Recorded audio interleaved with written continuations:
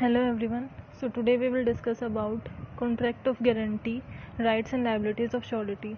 So we have discussed contract of guarantee in our previous video. We just take the revision of this.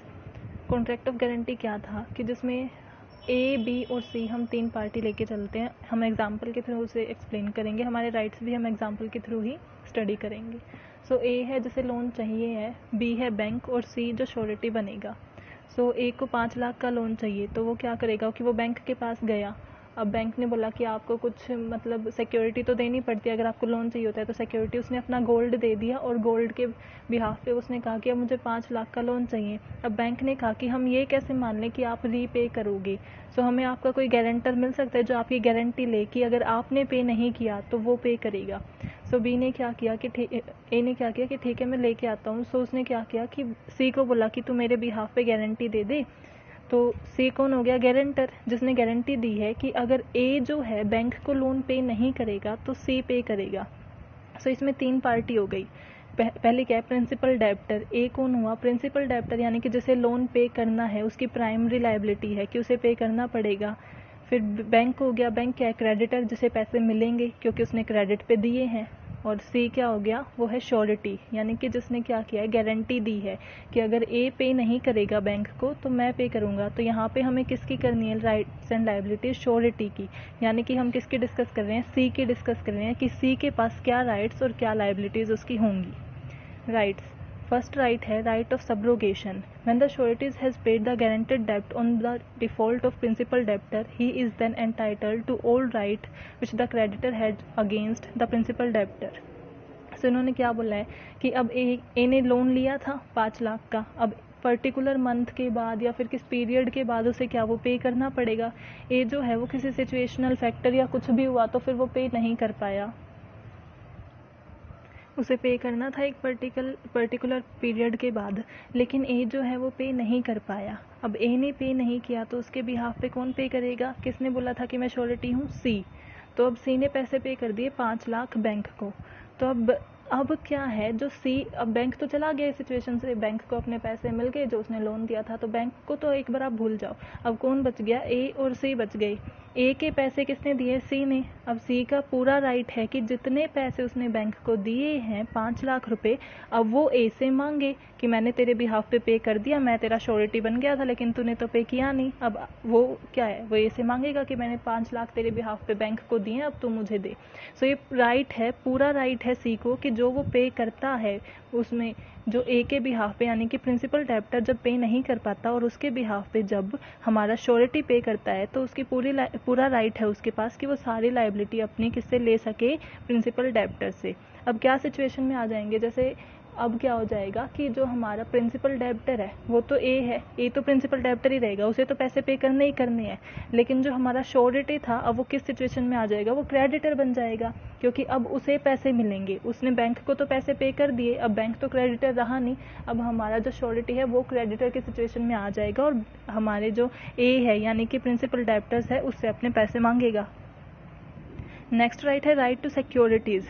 अब जो हमने पढ़ा था, हमने क्या डिस्कस किया था कि उसने गोल्ड रखा. गोल्ड क्या है? वो सिक्योरिटी है. उसने सिक्योरिटी दी 5 लाख के बदले कि मैं ये सिक्योरिटी भी देता हूँ और एक गारंटर भी दे रहा था वो कि ये मेरी गारंटी लेता है वो श्योरिटी. तो जैसे ही श्योरिटी ने पैसे पे किए, 5 लाख श्योरिटी ने दे दिए बैंक को, तो श्योरिटी के पास कंप्लीट राइट है कि हाँ, अब जो सिक्योरिटीज़ हमने रखी थी वो वापस ले ले. अब ए ने तो पैसे पे किए नहीं, तो पूरी एंटिटी किसकी थी? कि जो सी है, श्योरिटी था, वो पे करेगा. अब उसने बैंक को 5 लाख रुपए पे कर दिए, बैंक ने 5 लाख रुपए दिए थे, तो बैंक का तो सब मीन्स हिसाब बराबर हो गया ना कि जितना पैसा आपने दिया था हमने वापस दे दिया. अब आप सिक्योरिटीज़ जो ए ने रखी थी, गोल्ड रखा था, तो पूरा राइट है श्योरिटी का कि अब वो सिक्योरिटीज़ वो किससे ले सकता है? बैंक से ले सकता है गोल्ड. अब गोल्ड क्या था? वो सिक्योरिटीज़ थी, तो वो क्या है कि मैंने पैसे पे किए हैं तो आप मुझे सिक्योरिटी दे दो, मैं बाद में अपने आप ए से डील कर लूँगा कि वो जब मुझे पैसे देगा मैं उसे सिक्योरिटी दे दूँगा या पहले दूँगा, वो उसकी बात है. लेकिन क्या बैंक से उसका पूरा एंटाइटल बनता है कि वो बैंक से जब पे करता है तो वो सिक्योरिटीज़ ले सकता है. लेकिन अगर हम ये एग्जांपल लेके चलें कि हमारा जो श्योरिटी है उसने सिर्फ 3 लाख रुपए पे किए और जो गोल्ड रखा था वो 5 लाख का ही था। तो अब जो है उसका कोई एंटाइटल नहीं बनता कि वो ये कहे कि आप मुझे सिक्योरिटी दे दो। जब तक पूरी पेमेंट नहीं हो जाती तब तक बैंक सिक्योरिटी नहीं देगा और ना ही राइट होगा श्योरिटी का सिक्योरिटी मांगने के लिए। जब वो पूरी पेमेंट कर देगा तब उसका पूरा राइट है कि वो बैंक से सिक्योरिटीज मांग सकता है। Right of surety when the creditor losses और part with the securities of the principal debtor, कि जो हमने सिक्योरिटी रखी थी बैंक के पास गोल्ड, मान लो कि मीन्स वो उन्होंने इग्नोर किया, उनकी नेलिगेंस की वजह से, बैंक की नेलिगेंस की वजह से वो गायब हो गई, गुम हो गई, चोरी हो गई, कुछ भी हो सकता है। तो वो क्या होगा, जितना भी अगर हमारा गोल्ड है वो या तो मीन्स उसका डैमेज हो गया, अगर एक पार्ट डैमेज हुआ है तो उतनी सिक्योरिटी कम हो जाएगी, उतना अमाउंट कम हो जाएगा श्योरिटी के पैसे में से। कि मान लो उसने 5 लाख रुपए दे रखे थे, लोन दिया है बैंक ने 5 लाख का और हमने गोल्ड दे रखा था, हमारा 1 लाख का गोल्ड डैमेज हो गया बैंक की नेलिगेंस की वजह से। तो अब श्योरिटी की कितनी लायबिलिटी कम हो जाएगी, 1 लाख 5 लाख में से माइनस हो जाएंगे और 4 लाख बच जाएंगे। सो ये क्या है कि जब भी हमारे बैंक की नेलिगेंस की वजह से हमारी सिक्योरिटी जो भी है वो गुम हो जाती है या फिर वो उसमें कोई डैमेज आ जाता है तो उतना अमाउंट जो है वो डिडक्ट हो जाएगा। नेक्स्ट है राइट ऑफ रियम्बर्समेंट और compensation from the principal debtor. अब श्योरिटी पे करके आया है तो उसका पूरा मीन्स हक बनता है, उसका पूरा राइट है कि जितने भी पैसे उसने लगाए हैं, उसने क्रेडिटर को दिए और एक्स्ट्रा जो एक्सपेंसेस उसे लाइक इंटरेस्ट वगैरह पे किया, तो वो सारा कंपेंसेट कर सके प्रिंसिपल डेब्टर से, ये उसका राइट है।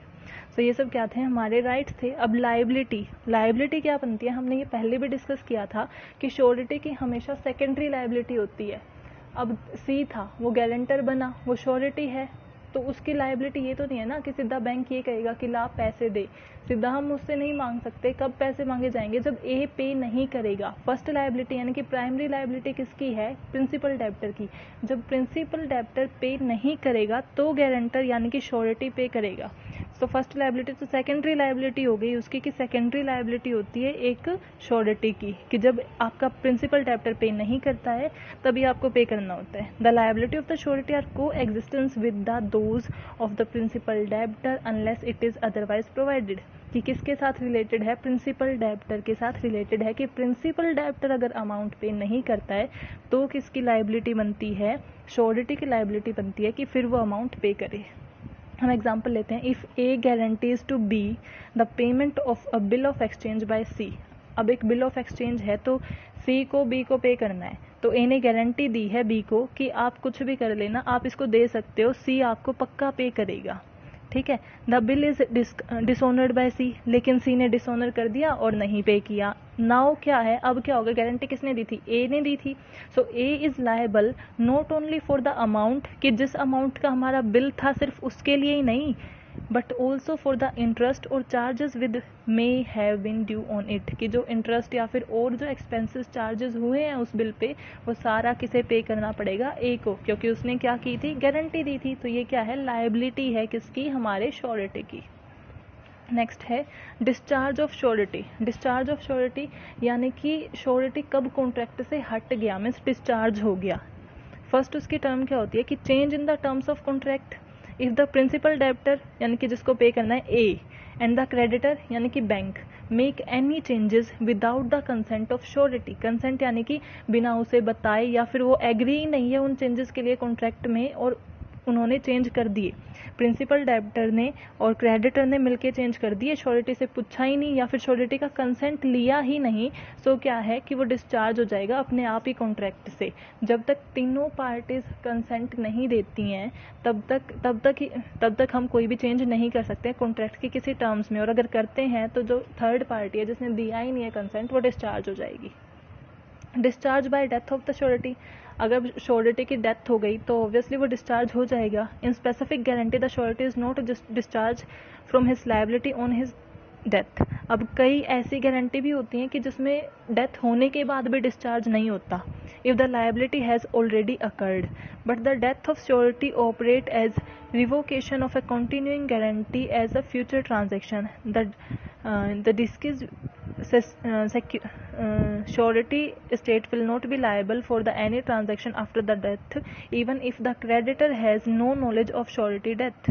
कि अगर श्योरिटी की डेथ हो जाती है तो फिर वो और फर्दर लायबल रहेगा ही नहीं क्योंकि उसकी डेथ हो गई। लेकिन ऐसा हुआ कि डेथ से पहले लायबिलिटी अकर हो चुकी थी, यानी कि वो टाइम आ चुका था कि ए ने ये बोल दिया था कि मैं पे नहीं करूँगा और देने का टाइम आ गया था, तब उसकी डेथ हुई। सो वो लायबल हो, मीन्स उसकी जो रिप्रेजेंटेटिव्स हैं वो लायबल होंगे, अदरवाइज जो श्योरिटी है वो लायबल नहीं होता है अगर वो अकर ना हुई हो। डेथ से पहले अगर वो ऑलरेडी अकर हो चुकी वो सिचुएशन, सो वो लायबल होगा, अदरवाइज डेथ पे के बाद कोई लायबल नहीं होगा। Discharge of principal debtor. A surety is discharged by any contract between the creditor and the principal debtor or any act or omission of the creditor by which the principal debtor is कि surety का discharge तभी हो जाएगा अगर principal debtor और creditor ने मिलके आपस में ही मतलब ये कर लिया कि हम ऐसे पैसे दे देंगे, या फिर अपने आप मीन्स उस टॉपिक को उन्होंने सॉल्व कर लिया, तो उसमें अपने आप प्रिंसिपल डेब्टर और क्रेडिटर का मीन्स हो जाएगा। सो उसमें श्योरिटी का कुछ भी वो नहीं रहेगा क्योंकि उसे क्या है, उन दोनों ने मिलकर अपना एक अलग ही कॉन्ट्रैक्ट बना लिया, तो श्योरिटी उससे बाहर हो गया। उसने पहले ही मीन्स उन दोनों ने क्या कर लिया कि हाँ मैं पे कर दूंगा, उन्होंने आपस में क्या कर लिया, नेगोशिएट कर लिया।